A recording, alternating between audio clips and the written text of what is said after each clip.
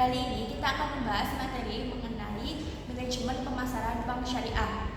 Seperti yang kita ketahui bahwa masyarakat Indonesia banyak sekali yang menyamakan konsep dari penjualan dan juga pemasaran. Pada dasarnya penjualan dan juga pemasaran itu dua konsep yang berbeda. Jikalau penjualan itu mempunyai konsep, saya jual apa yang bisa saya buat. Kemudian untuk pemasaran itu konsepnya adalah saya buat apa yang bisa saya jual. Dalam konsep pemasaran ini, penjual itu berusaha untuk memenuhi kebutuhan dari para konsumen atau dalam bank syariah itu nasabah. Mengapa harus pemasaran?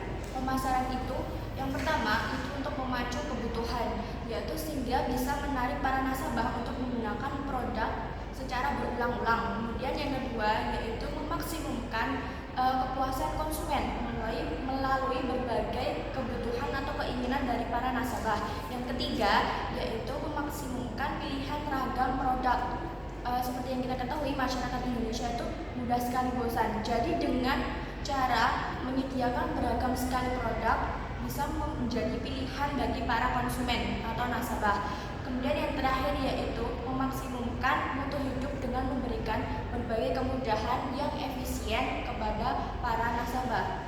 Kemudian ada marketing mix. Marketing mix ini merupakan bagian penting dari pemasaran. Namun perlu diingat, pemasaran bukanlah marketing mix. Kemudian di bauran pemasaran ada 4 elemen, yaitu bagaimana cara memperoleh pasar, yang kedua bagaimana cara memperoleh pangsa pasar, dan yang ketiga yaitu bagaimana caranya memiliki persaingan yang kuat di pasar. Terus yang terakhir yaitu menciptakan citra positif bagi pelanggan.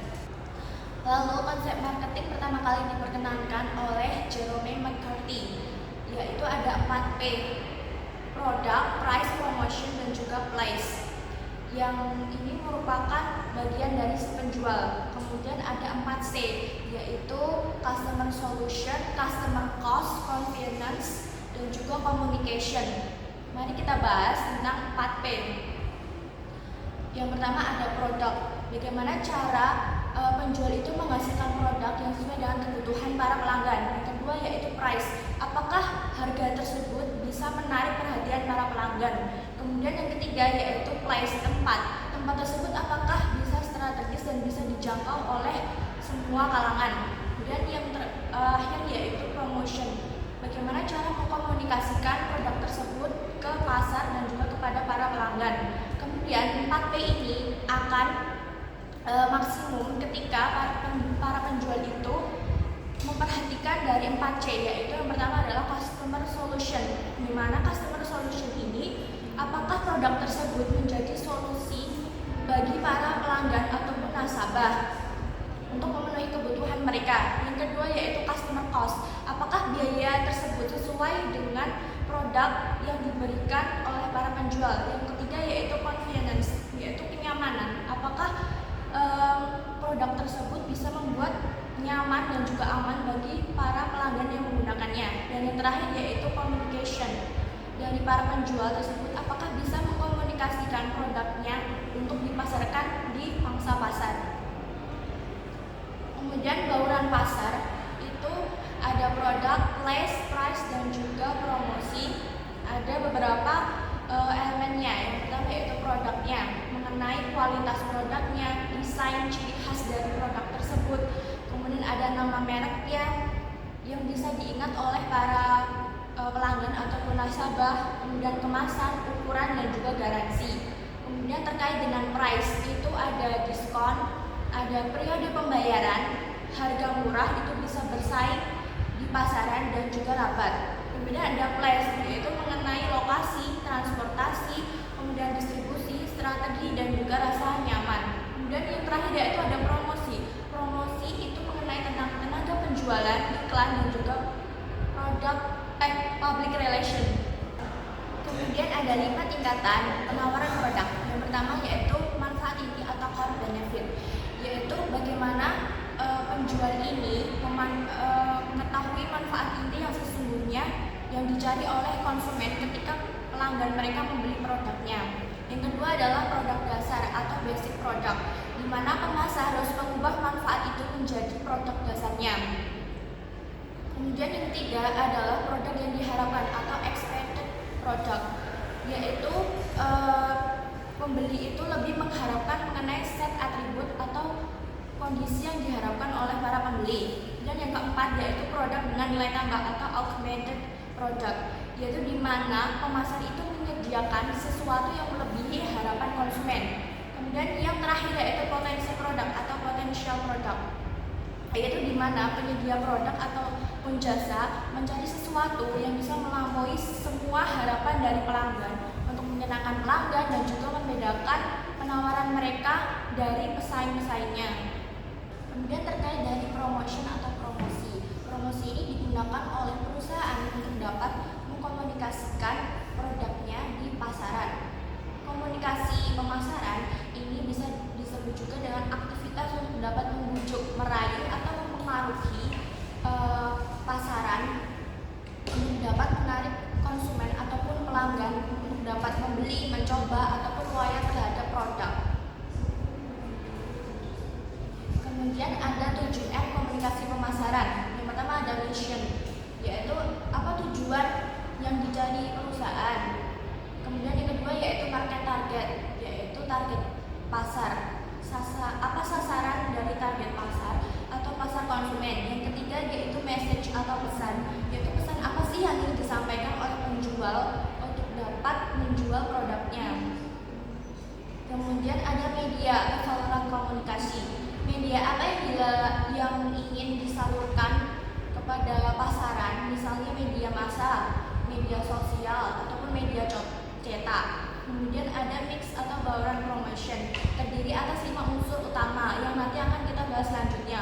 Kemudian ada money, yaitu uang, bagaimana perusahaan mengeluarkan anggarannya untuk dapat mengkomunikasikan produknya di pasaran. Kemudian ada measurement, yaitu pengukuran efektivitas promosi, di mana bagaimana perusahaan ini dapat mengevaluasi hasilnya, apakah penjualannya lancar, kemudian pertumbuhan pangsa pasar atau rasio biaya terhadap pertumbuhan penjualan.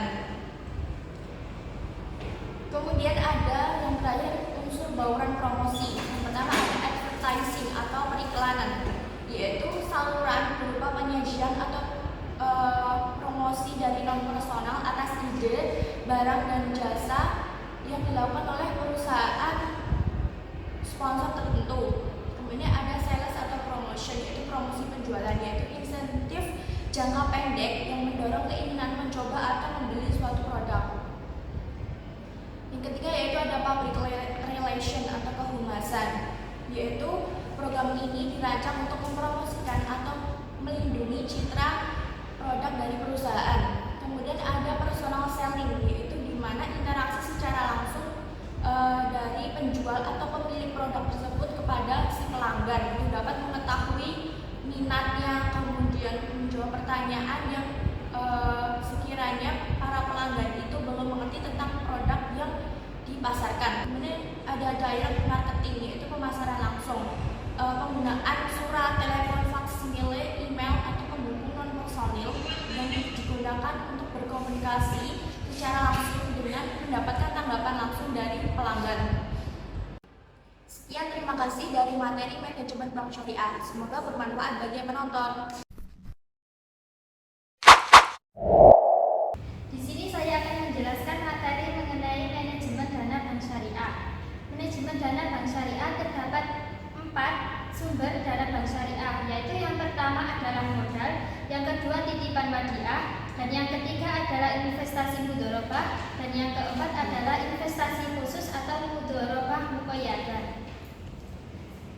Ada alokasi penggunaan dana dibagi menjadi 2, yaitu aktiva yang menghasilkan atau disebut dengan earning asset, dan juga aktiva yang tidak menghasilkan atau disebut dengan non earning asset. Meliputi 1. Pembiayaan berdasarkan prinsip bagi hasil atau mudharabah. Lalu yang kedua adalah pembiayaan berdasarkan prinsip penyertaan atau disebut dengan musyarakah. Lalu yang ketiga adalah pembiayaan berdasarkan prinsip jual beli atau al-bai'u.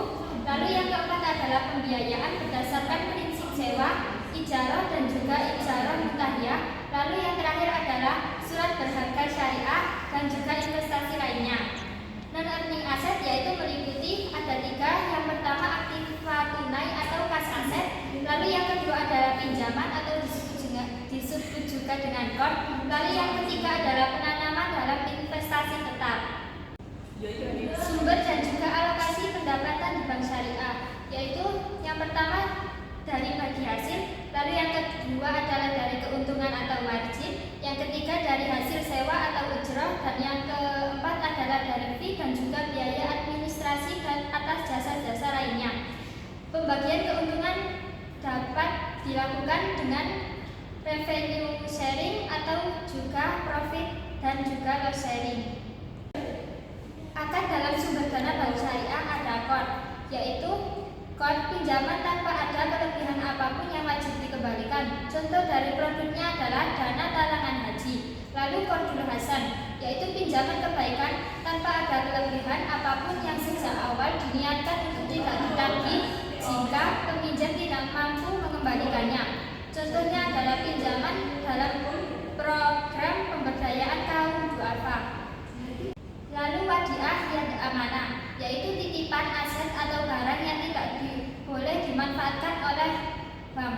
Contohnya yaitu adalah safe deposit box atau SDB.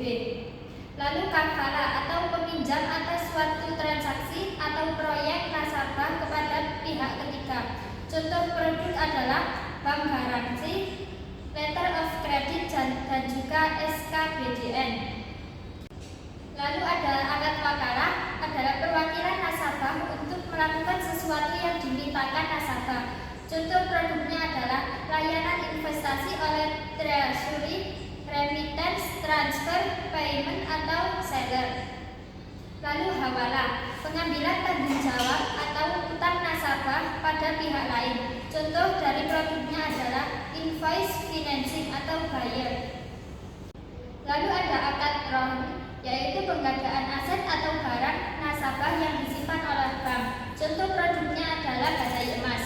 Lalu yang terakhir adalah SAR, yaitu pertukaran barang atau komoditas non-ribawi secara tunai dan juga spot. Contoh produknya adalah layanan transaksi valuta asing atau forex. Penggunaan dana di bank syariah ada dua, yaitu yang pertama pusat pengumpulan dana atau disebut dengan pool of fund. Lalu alokasi aktiva atau disebut dengan asset allocation approach. Penggunaan dana pool of fund approach, yaitu ada sumber dana dan juga penggunaan dana. Pada sumber dana, wadiah, mudharabah, mutlaqah, dan musyarakah, penggunaan dananya adalah primary reserve, secondary reserve, KOR, musyarakah, mudharabah, murabahah, bai asalam, bai istisna, ijarah, dan juga aktiva tetap. Alasan dari primary reserve menggunakan sumber dana wadiah adalah karena wadiah sering digunakan karena bersifat titipan, yaitu sehingga memungkinkan penarikan kapan saja tanpa menimbulkan beban keuntungan. Lalu secondary reserve menggunakan akad wadiah dan mudharabah mutlaqah karena fleksibilitas dalam penggunaan dan juga pengelolaannya. Lalu ada KOR yang menggunakan sumber dana wadiah karena prinsip titipan memungkinkan dana digunakan untuk tujuan kebajikan tanpa melanggar akad. Lalu ada musyarakah yang menggunakan sumber dana mudharabah mutlaqah dan musyarakah karena dana ini berasal dari modal investor yang diinvestasikan kepada nasabah. Lalu ada mudharabah yang menggunakan sumber dana mudharabah mutlaqah karena memungkinkan penggunaan dana secara fleksibel sesuai dengan kesepakatan. Lalu ada murabahah yang menggunakan sumber dana wadiah dan juga mudharabah mutlaqah karena memungkinkan penggunaan dana secara terencana untuk pembelian barang.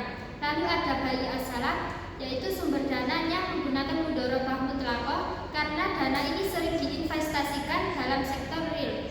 Lalu bai istisna menggunakan sumber dana mudharabah mutlaqah karena fleksibilitas pengelolaan dana untuk proyek dalam jangka panjang.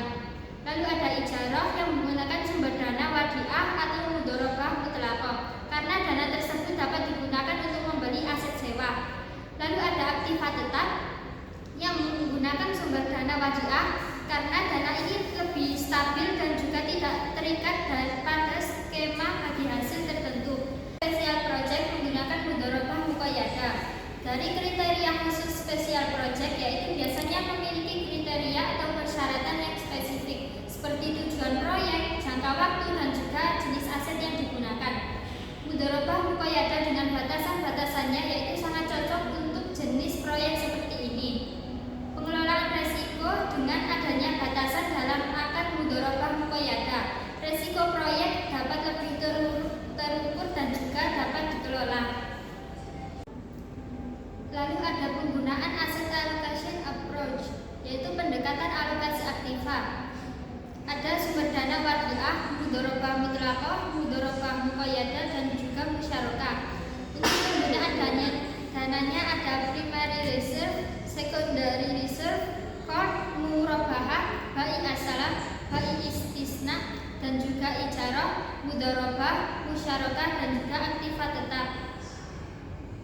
Alasan dari primary reserve dan juga secondary reserve menggunakan sumber dana wadiah, yaitu dana ini merupakan cadangan likuiditas bank yang berfungsi sebagai penyangga. Jika terjadi penarikan dana secara besar-besaran, menggunakan dana wadiah untuk tujuan ini sesuai dengan prinsip kehati-hatian, karena dana wadiah tidak boleh digunakan untuk kegiatan yang berisiko.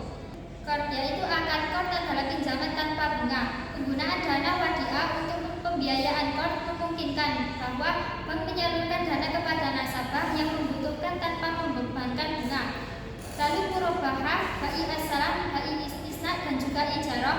Akad-akad ini menggunakan wadiah karena akad jual beli dengan berbagai macam variasi. Penggunaan dana wadiah untuk membiayai akad ini memungkinkan bank untuk bertindak secara perantara dalam transaksi jual beli, yaitu yang sesuai dengan akad wadiah sebagai titipan. Mudharabah mutlaqah melakukan instrumen yang sangat fleksibel dalam perbankan syariah karena sifatnya yang memberikan kebebasan penuh kepada pengelolaan dana. Dana mudharabah mutlaqah dapat dialokasikan ke berbagai jenis penggunaan, termasuk dari yang disebutkan oleh di PPT. Lalu mudharabah muqayyadah, yaitu akad bagi hasil yang dimana terdapat batasan atau syarat tertentu dalam penggunaan dana. Namun batasan ini bersifat fleksibel dibandingkan dengan mudharabah muqayyadah. Fleksibilitas ini yang memungkinkan dana mudharabah muqayyadah dapat dialokasikan ke berbagai jenis penggunaan dana. Musyarakah adalah akad kerjasama usaha di mana dua pihak atau lebih berkontribusi dalam modal dan juga keuntungan serta kerugian usaha secara bersama-sama. Fleksibilitas dari akad ini memungkinkan dana musyarakah digunakan untuk sebagai macam kegiatan usaha, termasuk yang tercantum dalam penggunaan dana yang pada PPT. Demikian pemaparan materi sumber dana Bank Syariah dari saya. Terima kasih.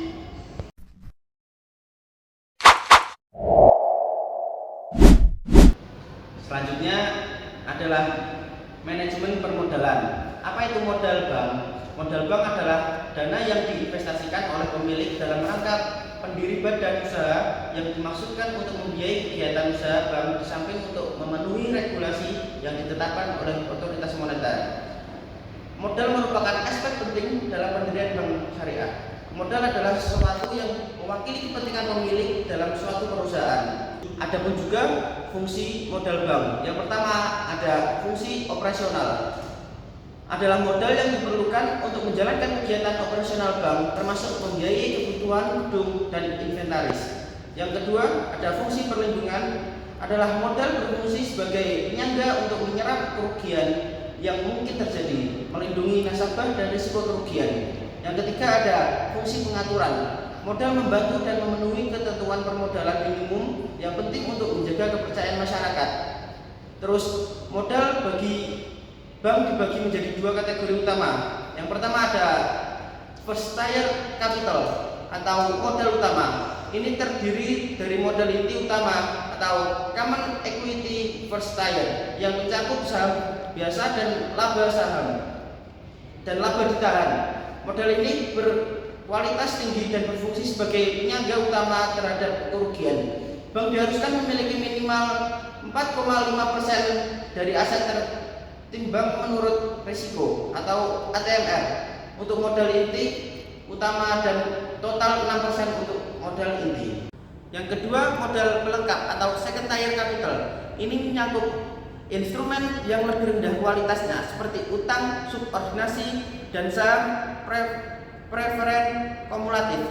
Modal pelengkap sebagai berfungsi untuk menyerap kerugian tambahan di luar modal utama dan tidak dapat melebihi 100% dari total modal inti. Terus, adapun juga sumber permodalan bank syariah yang terdiri dari beberapa kategori utama. Yang pertama ada modal sendiri. Ini berasal dari pemegang saham dan mencangkup modal di setor cadangan dan laba ditahan. Modal ini berfungsi sebagai dasar operasional bank. Terus yang kedua ada dana pihak ketiga atau DPK, merupakan simpanan dari masyarakat yang terdiri dari simpanan giro, terus simpanan tabungan sama deposito. Terus yang ketiga ada dana hiswaf, dana yang berasal dari zakat, infak, sedekah, dan wakaf yang juga dapat digunakan untuk operasional bank. Terima kasih. Sekian materi dari permodalan bank.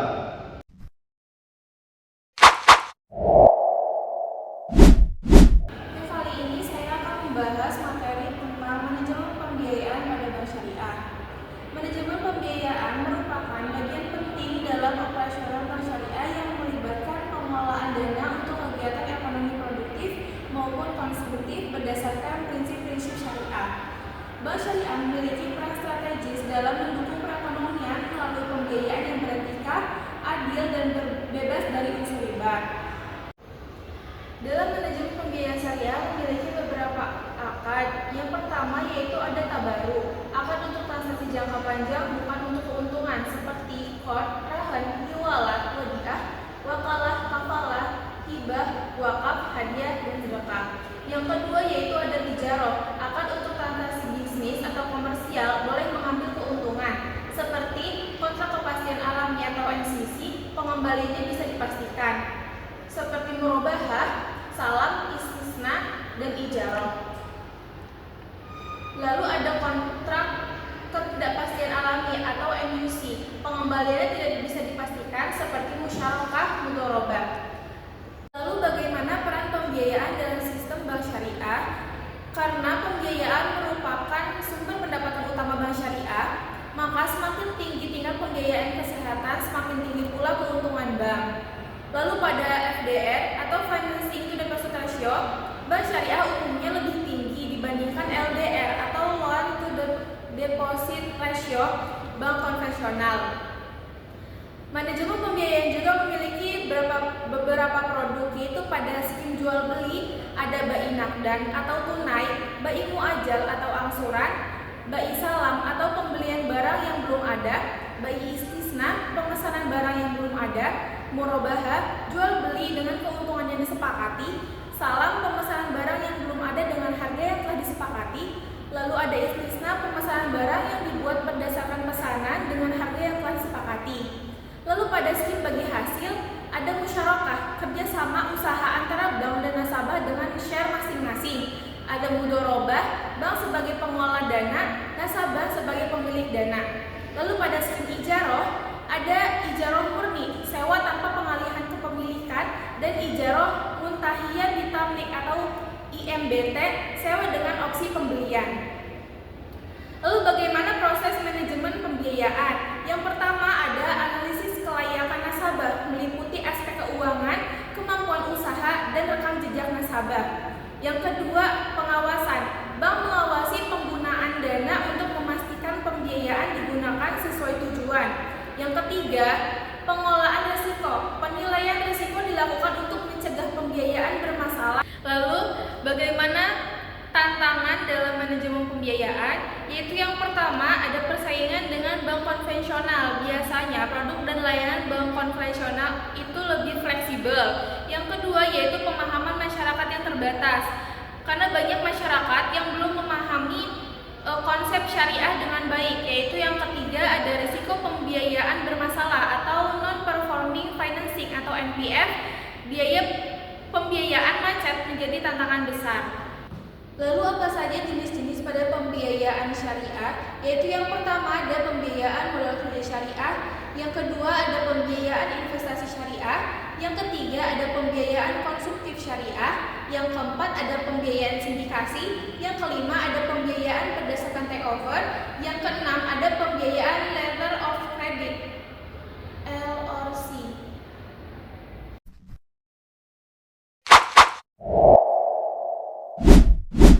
Selanjutnya materi dari manajemen likuiditas. Manajemen likuiditas yakni kemampuan perusahaan membayar kewajiban jangka pendeknya. Selanjutnya ada alat-alat likuid yang dikuasai oleh bank. Yang pertama ada uang kas, yang kedua ada saldo giro pada Bank Indonesia. Kapan bank likuid? Yang pertama dapat memelihara BWM sesuai ketentuan, yang kedua memelihara giro di bank koresponden, yang ketiga memelihara kas. Selain itu, bank harus likuid. Ketika nasabah ingin mencairkan dananya, maka bank harus mempunyai dana yang tersedia untuk dicairkan. Selanjutnya ada manajemen kas. Investasi pada kas yang harus dipertimbangkan oleh trader.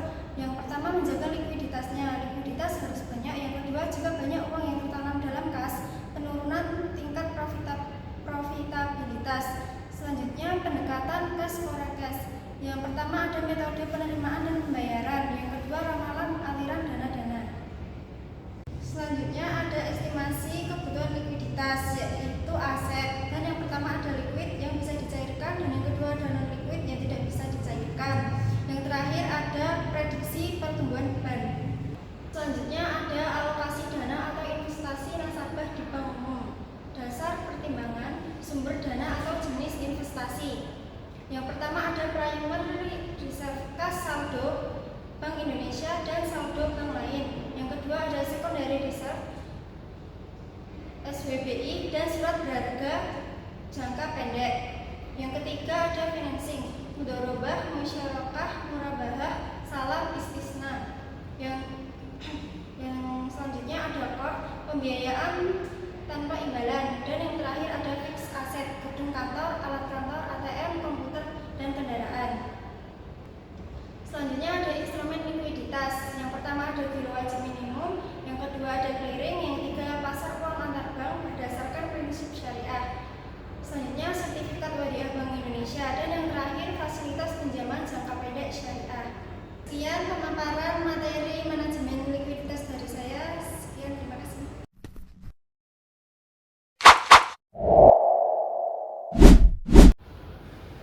Halo teman-teman, kali ini kita akan membahas mengenai bunga, bagi hasil, dan juga margin. Lalu gimana sih perbedaan dari bank konvensional dan juga si bank syariah? Yang pertama dari segi bunga di bank konvensional. Bank di konvensional di bagian bunga itu merupakan suatu kewajiban dari seorang nasabah untuk membayarkan uangnya atas jasa pembiayaan peminjaman uang. Sedangkan bagi hasil merupakan hasil usaha yang dibagikan antara penyedia modal dan juga pengelola modal. Sedangkan untuk margin bunga di bank konvensional merupakan keuntungan bersih yang didapat oleh bank yang diperoleh dari selisih antara bunga simpanan dengan bunga kredit setelah dipotong biaya operasionalnya. Sedangkan margin di bank syariah itu merupakan sebuah keuntungan dari bank yang sudah disetujui oleh para pihak. Lalu ada bagi hasil versus bunga. Kalau di bunga itu ada beberapa macam jenis. Yang pertama ada bunga flat, bunga mengambang, bunga tetap, dan juga bunga anuitas, serta yang terakhir bunga efektif. Serta untuk mekanisme bagi hasilnya sendiri itu ada profit sharing, revenue sharing, dan juga gross profit sharing. Nah, itu dia mengenai perbedaan dari margin, bagi hasil, dan juga bunga. Sekarang mari kita lakukan perhitungannya.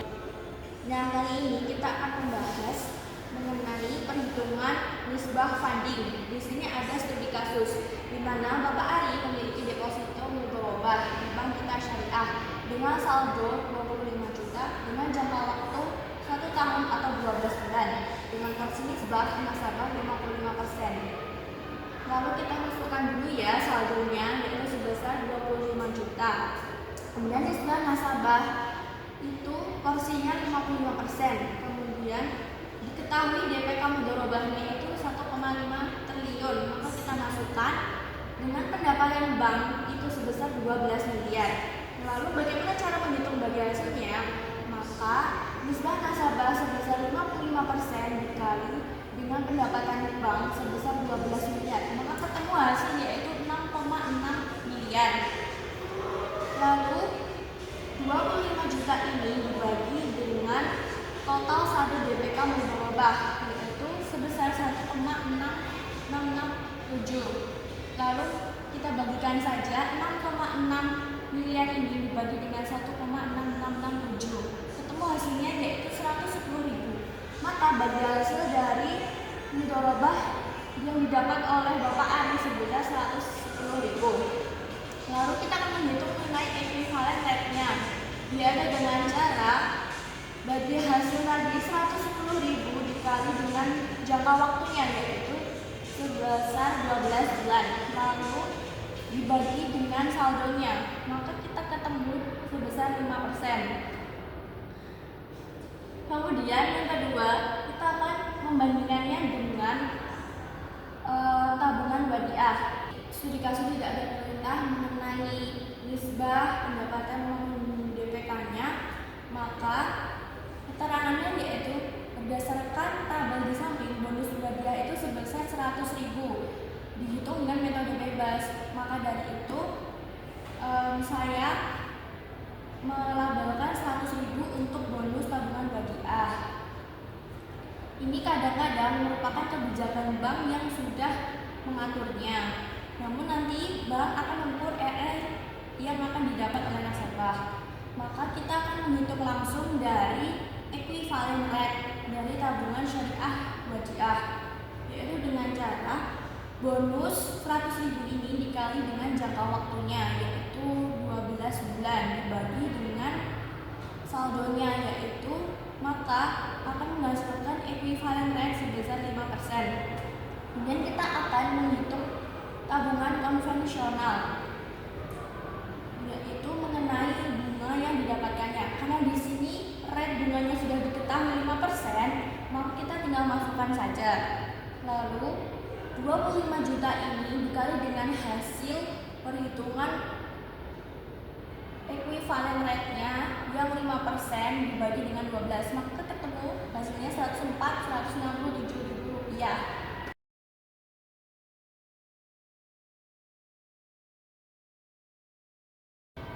Selanjutnya kita akan menghitung mengenai pricing murabahah financing. Yang pertama, kita harus mengetahui kebutuhan modalnya yaitu sebesar 150 juta dengan plafon 100 juta dan uang mukanya sebesar 50 juta. Dan sudah diketahui rate-nya yaitu sebesar 20% per annual. Kemudian ada tenornya 12 bulan. Cara menghitung marginnya yaitu plafon dikali dengan rate-nya yaitu 20%. Kemudian hasil perkalian tersebut dikali dengan tenor 12 bulan dibagi dengan 12, maka ketemulah hasilnya yaitu marginnya 20 juta. Kemudian untuk harga belinya yaitu tinggal plafon plus uang muka yaitu plafon 100 juta ditambah dengan uang mukanya sebesar 50 juta sama dengan 150 juta. Kemudian untuk menghitung harga jualnya yaitu harga beli ditambah margin.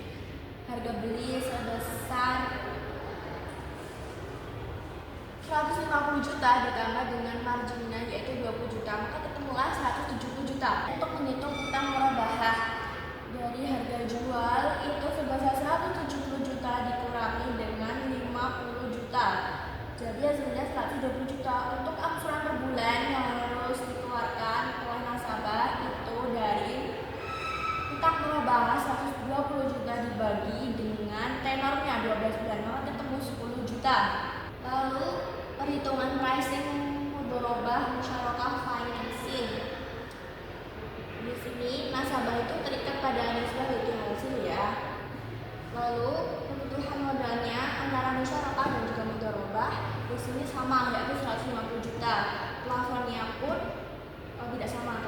100 juta dan juga 150 juta. Porsi modalnya itu 50 juta sedangkan mutu robahnya tidak ada. Kemudian nisbah modal bank dengan nasabah itu didapat dari plafon 100 juta dibagi dengan 150 juta, ketemu nisbah modal bank itu 66,6, sedangkan untuk nasabahnya itu dari porsi modal nasabah 50 juta dibagi dengan kebutuhan modalnya 150 juta, maka itu hasilnya 33,3. Untuk rate-nya itu syariah dan juga modal sama, yaitu 20% per annual. Untuk tenornya itu sama-sama 12 bulan, dan untuk proyeksi pendapatan usaha per bulan itu 10 juta.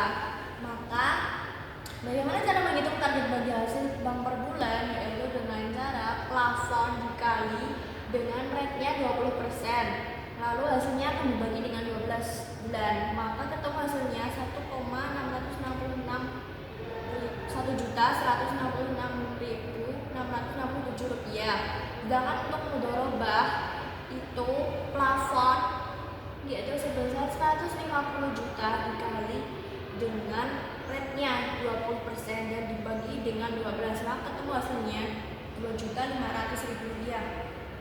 Bagaimana cara menghitung nisbah bagi hasil musyarakah? Yaitu dengan cara target bagi hasil bank per bulan tadi dibagi dengan proyeksi pendapatan usaha per bulan. Ini ketemu hasilnya sebesar 16,67%. Mudharabah pun juga sama, ini sebesar 25%. Untuk angsuran pokok per bulan musyarakah itu didapat dari plafon 100 juta dibagi dengan tenornya 12 bulan, maka ketemu hasilnya 8.333.000 rupiah. Mudharabah pun juga sama perhitungannya, yaitu sama dengan 12.500.000. Untuk proyeksi angsuran per bulannya itu 8.333.000 angsuran pokok per bulan tadi ditambah dengan target bagi hasil bank per bulan 1.666.000 sekian, maka ketemu hasilnya yaitu sebesar 10 juta. Mudharabah pun juga sama perhitungannya dan ketemu hasilnya 15 juta. Sedangkan untuk realisasi pendapatan usaha per bulannya, misal itu sama-sama 12 juta, maka equivalent rate-nya yaitu 24% per annual, yaitu lebih besar dari rate. Ada pricing ijarah financing, perhitungannya yaitu nasabah terikat pada harga sewa, dan rate itu dapat berubah jika bank dan nasabah menyepakati perubahan harga sewanya. Yang pertama ada kebutuhan sewanya itu sebesar 150 juta, plafonnya 100 juta, uang muka sewa 50 juta, rate-nya 20% dan tenornya 12 bulan. Maka profit sewa per bulannya itu didapat dari plafon 100 juta dikali dengan rate 20%, lalu dibagi dengan tenornya 12 bulan, maka ketemu hasilnya 1.666.667 rupiah. Lalu menghitung profit sewa atau proyeksi harga sewanya itu dari hasil profit sewa per bulan tadi dikali dengan tenornya 12 bulan, maka ketemu 20 juta. Dan untuk harga sewanya atau proyeksi harga sewa itu kebutuhan sewanya 150 juta dikurangi dengan uang muka sewa 50 juta ditambah dengan 20 juta dari profit sewa atau proyeksi harga sewanya, maka ketemu 120 juta.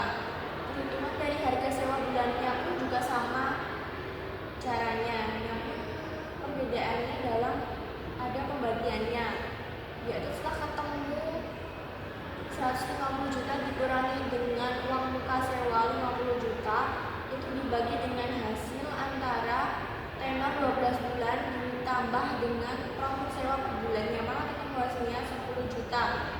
Angsuran per bulannya itu untuk harga sewa sepanjang tenor dari 120 juta dibagi dengan tenornya 12 bulan, maka ketemu 10 juta.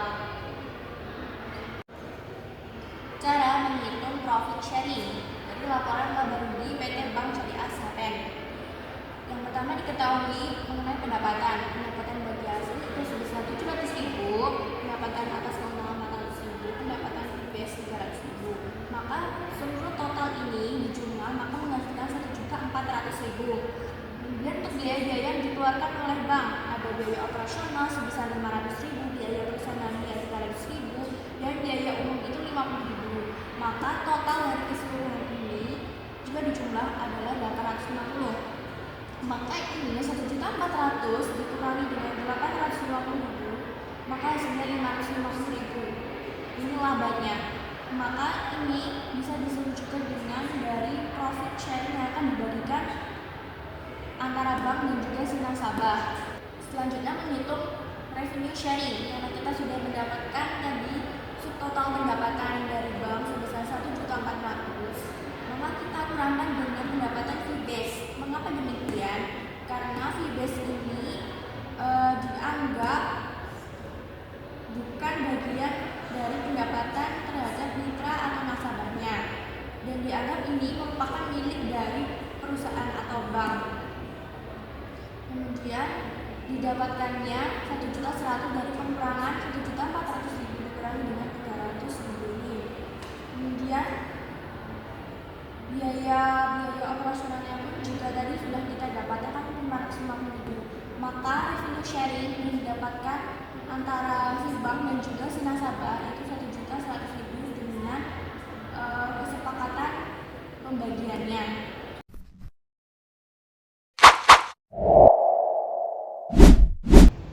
Saya akan membahas tentang manajemen risiko dalam bank syariah. Sebagai bagian dari industri perbankan, bank syariah menghadapi berbagai risiko yang harus dikelola dengan baik sesuai prinsip syariah dan peraturan yang berlaku.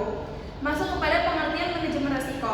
Manajemen risiko dalam perbankan syariah adalah serangkaian prosedur dan metodologi yang digunakan untuk mengidentifikasi, mengukur, memantau, dan mengendalikan risiko yang timbul dari seluruh kegiatan usaha bank. Manajemen risiko ini bertujuan untuk menjaga stabilitas operasional bank, melindungi aset, dan memastikan kepatuhan terhadap prinsip syariah. Apa sih yang dimaksud risiko itu? Risiko adalah suatu kejadian di masa depan yang tidak pasti, yang dapat mempengaruhi pencapaian tujuan bank. Contohnya termasuk gagal bayar pembiayaan, fluktuasi nilai tukar, kecurangan atau dokumentasi yang tidak lengkap, dan ketidakpatuhan terhadap prinsip syariah. Adapun jenis-jenis risiko perbankan syariah sesuai OJK nomor 65/OJK.03/2016. Yang pertama adalah risiko kredit. Risiko kerugian akibat kegagalan nasabah atau pihak lain dalam memenuhi kewajiban sesuai perjanjian. Terus yang kedua, risiko pasar, risiko kerugian akibat perubahan harga pasar. Terus yang ketiga, risiko operasional, risiko kerugian akibat kegagalan proses internal. Terus yang keempat, ada risiko likuiditas, risiko ketidakmampuan bank untuk memenuhi kewajiban yang jauh tempuh. Yang kelima, risiko hukum, risiko kerugian akibat tuntutan hukum. Terus yang keenam, risiko reputasi, risiko kerugian akibat turunnya kepercayaan publik. Yang ketujuh, risiko strategik, risiko kerugian akibat kegagalan strategi. Yang kedelapan, risiko kepatuhan, risiko kerugian akibat pelanggaran peraturan perundang-undangan dan prinsip syariah. Yang kesembilan, ada risiko imbal hasil, risiko kerugian akibat perubahan tingkat imbal hasil yang diberikan pada nasabah. Terus yang terakhir, yang ke-10, ada risiko investasi, risiko kerugian akibat menanggung kerugian usaha nasabah yang dibiayai dalam pembiayaan. Lalu selanjutnya proses manajemen risiko, yaitu yang pertama identifikasi. Tahap ini meliputi pengumpulan data dan informasi untuk mengidentifikasi potensi risiko yang dihadapi. Yang kedua yaitu pengukuran. Setelah risiko teridentifikasi, dilakukan proses pengukuran untuk mengukur seberapa besar risiko. Yang kedua yaitu besarnya risiko pemantauan. Tahap ini meliputi pemantauan dan pengendalian terhadap risiko yang telah diidentifikasi dan diukur. Lalu seterusnya ada pengendalian. Tahap ini meliputi upaya meminimalkan dampak negatif dari risiko yang telah diidentifikasi. Lalu selanjutnya ada penerapan manajemen risiko. Penerapan manajemen risiko yaitu dilakukan dengan mengimplementasikan proses identifikasi, pengukuran, pemantauan, dan pengendalian risiko secara sistematis. Hal ini dilakukan dengan tujuan untuk meminimalkan potensi kerugian kerugian dan memaksimalkan peluang dari risiko yang telah dihadapi. Selanjutnya, dampak risiko. Apa saja dampak risiko itu? Yang pertama, ada dampak risiko terhadap pemegang saham. Yang kedua, ada dampak risiko bagi karyawan. Yang ketiga, ada dampak risiko bagi nasabah. Yang keempat, ada dampak risiko bagi perekonomian. Yang pertama, dampak risiko bagi pemegang saham yaitu adanya penurunan nilai investasi, hilangnya peluang peroleh dividen yang seharusnya diterima. Yang ketiga, kegagalan investasi yang telah dilakukan. Lalu yang kedua, dampak risiko bagi karyawan, yaitu adanya sanksi indisipliner karena kelalaian yang menimbulkan kerugian, pengurangan pendapatan, pemutusan hubungan kerja. Yang ketiga, ada dampak risiko bagi nasabah, yaitu merosotnya tingkat pelayanan, berkurangnya jenis dan kualitas produk yang ditawarkan, krisis likuiditas yang menyulitkan pencairan dana, dan perubahan peraturan. Lalu yang keempat, ada dampak risiko bagi perekonomian, yaitu resiko sistemik, resiko kegagalan bank yang dapat merusak perekonomian keseluruhan dan berdampak langsung kepada karyawan, nasabah, dan pemegang saham. Sekian materi dari kami tentang manajemen risiko dalam bank syariah.